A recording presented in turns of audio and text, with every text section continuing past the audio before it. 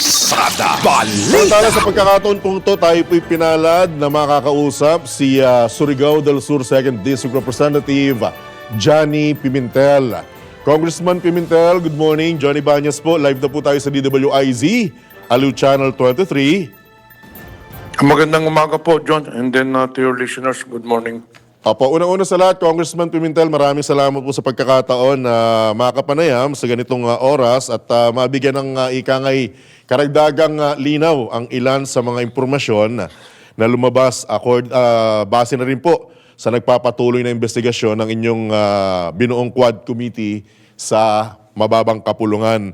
Kamusta na po, Congressman, yung planong pagpapa-aresto kay Attorney Harry Roque? Congressman Pimentel. Actually, nag-create na ang PNP ng mga tracker teams Apo. as early as Friday. Kasi nung Biyernes, nung previous hearings, may sinubmit ni si Harry Roque na dalawang address. So, sinerve na po doon nung Friday yung dalawang order of detention doon sa dalawang address. Hindi po siya makita. So, pinaghanap din siya ng CIDG Saturday, Sunday, hanggang ngayong araw. So, meron ng tracker team na create talaga si Apo. PNP Chief Marbil para hanapin lang si Mr. Harry Roque. Yun po ang sitwasyon ngayon. Opo. So, ibig sabihin, hindi pa rin po siya nagpaparamdam hanggang ngayon sa inyong komite at mismong sa Kamara na ikangay pupunta siya ron or magpapakita siya or a-attend sa mga susunod na pagdinig, Congressman? Sa tingin ko, hindi natin yun bukas kasi the fact na hindi na nga siya makita ngayon ng mismong mga special tracker teams ng tawag. Create talaga yun ni PNP Chief Marbil para lang hanapin si Harry Roque. Apo. Hindi na siya makita. Lalo hindi sisipot yung budon. Apo. Dahil meron ng contempt charge siya. He was cited for contempt during the last hearing noong last Thursday. Pag magpapakita siya doon, i-detain na siya doon sa premises ng Congress. Apo. So, lalong hindi magpapakita yun bukas. Opo. Congressman, ang sa ilang mga social media post ni Attorney Roque, binabanggit niya na mukhang kontra siya sa pagtawag sa kanyang fugitive, kontra siya sa pagsasite nyo in contempt, and at the same time, ang banggit niya ay mukhang nagpa-power tripping na po kayong mga kongresista. Can you comment on this, Congressman? Unahin muna natin yung sinasabi niyang kontra siya doon sa contempt charge. Opo.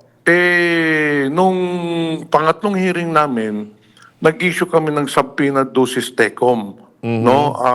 Ito ay para ma-produce niya isumitin niya yung mga dokumento na kinakailangan dun sa inquiry. Now, under our House Rules, Section 11, Paragraph D, any resource person that refuses to submit or produce documents that is needed and relevant to the inquiry can be cited for contempt.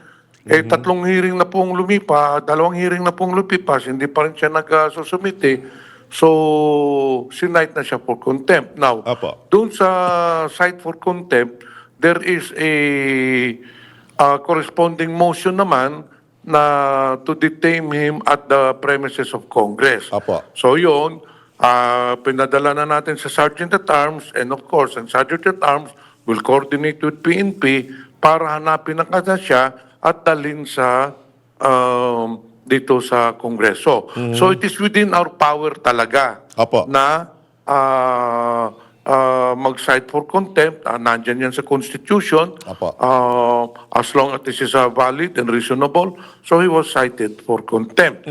Ngayon, yung sinasabi niya hindi siya pugante, ano ang tawag natin doon? Ipinaghahanap na nga siya ng pulis at saka ng PNP. O wag na natin gamitin yung pugante, wanted or whatever, na anong gusto niya.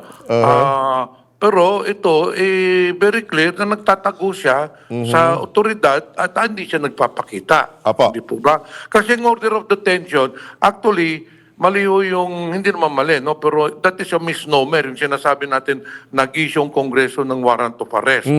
Congress cannot issue a warrant of arrest. Ang in-issue po natin, order of detention, which is an effect of a warrant of arrest. Kasi ang order of detention, nakalagay doon, directing the Sergeant at Arms to detain the resource person at the premises of Congress. So basically the same lang yun. Pero iba ho lang ang terminology natin, no? Apo. Kasi hindi naman tayo korte. We are not part of the judiciary. Tama So we po. cannot issue a warrant of arrest. Pero sabi ko nga, ang epekto nun ay pareho pa lang. Apo. So kung sinasabi ni Harry Roque na hindi siya pugante, kahit na nung salita ang gamitin natin, nagtatago na po siya. So Apo. ewan ko kung ano pang dapat na gamitin natin na Term. term Apo. o salita, ay basta he is wanted from the law. The fact na pulis na mismo ang naghahanap sa kanya, he is wanted. Apo. What about yung sinasabing power tripping niyo po ng mga kongresista? Alam nyo, siyam na taon na ako dito sa Kongreso.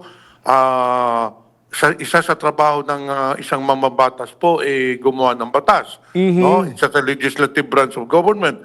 Ang isa po is to conduct inquiries. Very clear in the Constitution allows Congress, including the Senate and House of Representatives, to conduct inquiries in aid of legislation in accordance with the rules of governing procedures. Sinunod naman namin yung rules of governing procedure. Meron po tayong House rules pag cite for contempt sa kanya. So, hindi lang naman ito yung hearing na ginawa natin. Ilang libong hearing na pong ginawa Apo. natin mula nung ginawa itong batasang pambansa, itong House of Representatives, doon pa sa batasang pambansa, ilang hearing na pong ginawa natin, ilang libo na ho. Apo. Bakit naman ito magkakaiba po? It's Alright. just that na ayaw lang na talaga sundin yung mga ikangang rules ng Kongreso. Kung- Pero sabi ko Apo. nga, no one is above the law. Apo. Kung binabanggit niya mukhang nadismaya siya dahil pasigaw-sigaw po kayo mga kongresista, lalo na pag hindi niyo raw po nagugustuhan yung sagot ng inyong mga resource person, including him. Hindi naman siguro. Hindi naman ako sumisigaw. Nakita naman ninyo. I never shouted at anyone. Siguro, yung iba, nami-misinterpret lang. Meron kasing mga ibang tao na hindi maka-express ng kanilang mga opinion kung hindi medyo tumataas ang boses niya o siguro May bigyang din. misinterpret ni Apo. Harry Roque yun. Pero Apo. never naman siya na sinigawan dun sa pag-hearing. I was always there present during the hearing. Wala naman pong nangyaring ganun sa ginawa sa kanya. We always extended due Respect. courtesy to him. Apo. At binabanggit din po niya na bukod sa isa siyang, syempre alam naman natin na abogado siya, naging kongresista rin daw po siya. At tama naman, naging kongresista siya. Pero ang isa pang kino-question niya, wala na raw pong dapat pang gawing bagong batas para dito sa mga isinasagawa niyong pagdinig. Dahil marami na pong batas na inaisagawa. May pinagmalaki pa nga siyang isa siya sa mga ponente ng batas na yon. Pero what's the use daw po ng mga ganitong klase pang mga pagdinig, Congressman Pimentel? Totoo naman po yun. In fact, nakikasama ko yan. Kaibigan ko rin naman si Harry Roque. But sabi ko nga, no one exempted from the law.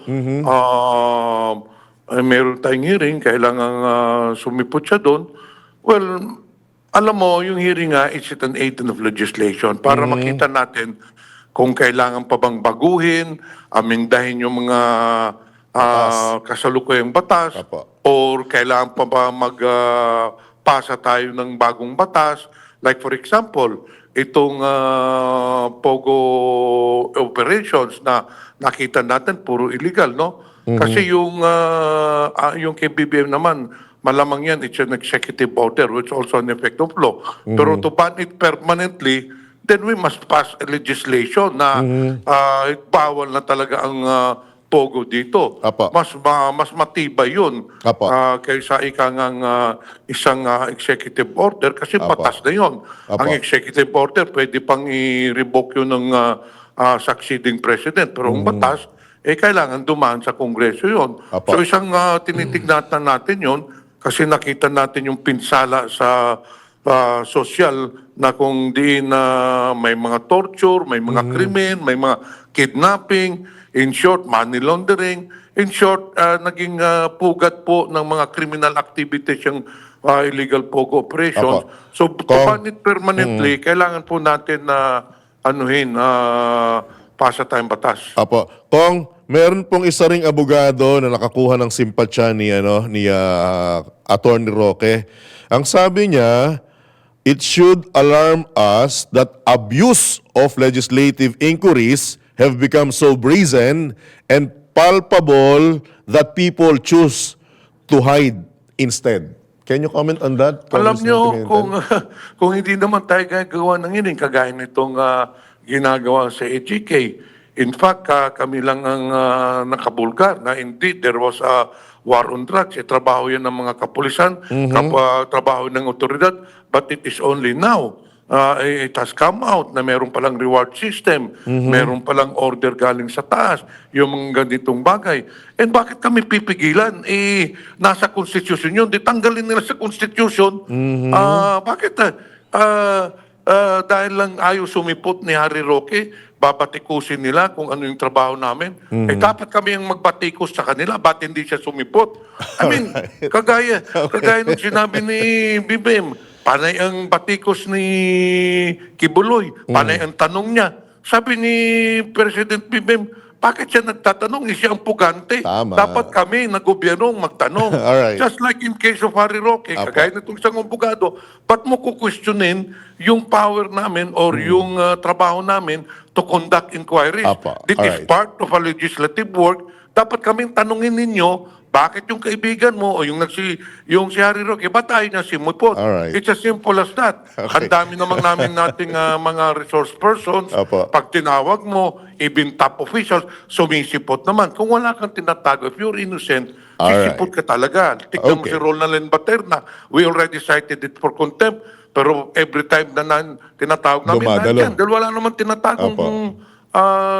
ikangang anomalya Apo. o sekreto. She's willing to testify kung anong kailangan tanungin. Alright. Ba't hindi naman magawa ni Haroke yun? Last question on my side with your indulgence, Congressman Pimentel. Update po sa Quadcom hearing at yung pong sa posibleng pagpapatawag sa may bahay ni Attorney Roque. Actually, pinatawag na natin siya as early as the third hearing, no? So, no show siya. So, malamang yan na baka bukas, magpasa na po tayo ng motion to show cause order. Bakit siya hindi sisipot? Dahil yun po ang proseso.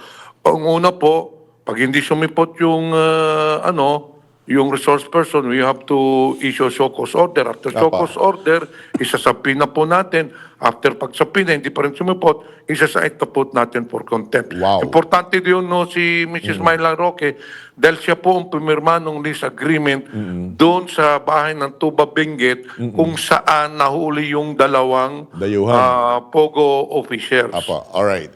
Congressman Pimentel, baka may karagdagan pa po kayo mensahe. Go ahead, nasa inyo po ang pagkakataon. Wala na po. Bukas po ang sixth hearing ng Quadcom. Apa. Yun lang po. Maraming salamat po. Alright, at mananatili pong bukas ang himpilan ng programang ito for update mula sa inyong side, Congressman. Okay po. Salamat Maraming po. salamat po. Good morning.